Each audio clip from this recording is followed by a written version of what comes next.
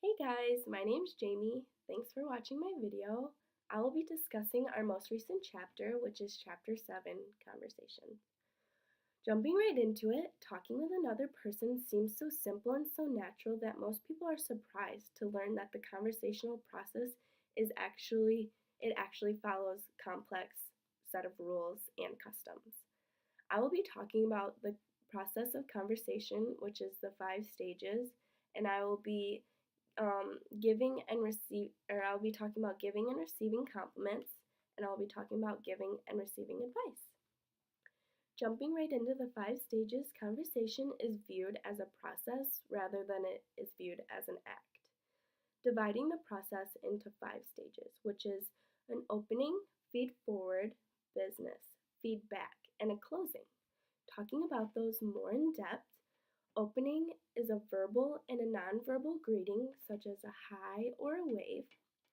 Feed forward usually gives some insight of what the conversation's focus is going to be on, such as, did you hear about what happened in class today? And the third stage is the business stage, and it contains the substance and is usually goal directed.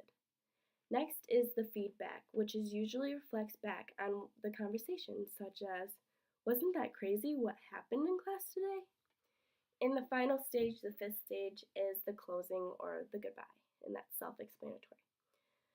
And jumping into the compliments, a compliment is a message of praise, flattery, or congratulations. Compliments can be qualified or unqualified. Qualified compliments are purely positive, which is weird because when you hear that something or someone is unqualified, it has not met the expectations. But in this case, unqualified compliments are purely positive, and qualified compliments are not entirely positive. And then there is backhanded compliments, which are not compliments at all.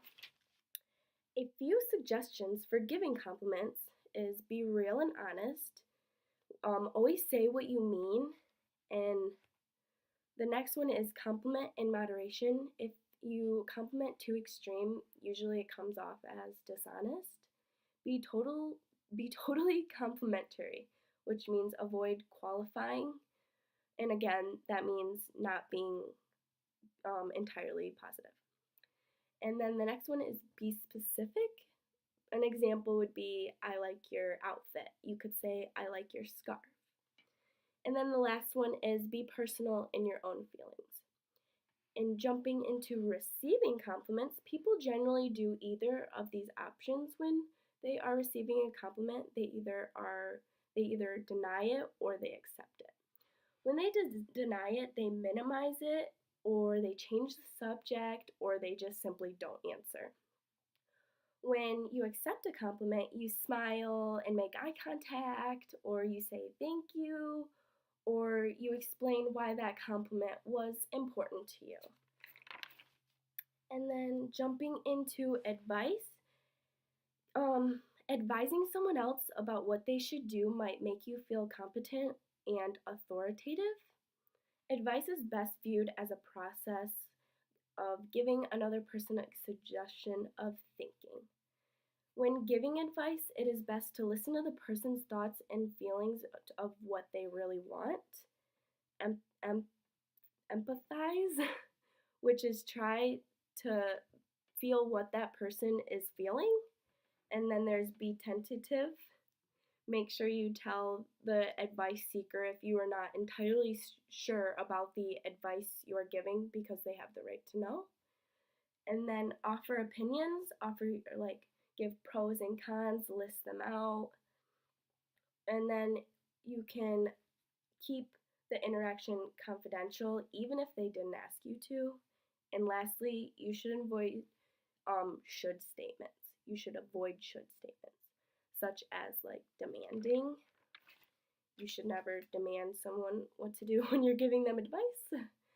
And then lastly, when you're receiving advice, you should accept what the person says, resist the temptation to criticize the advice giver, and interact with the advice by asking questions. And lastly, express your appreciation for the advice and show the advice giver some gratitude. Alright, thanks for watching my video, guys. I hope you enjoyed it. Have a great day.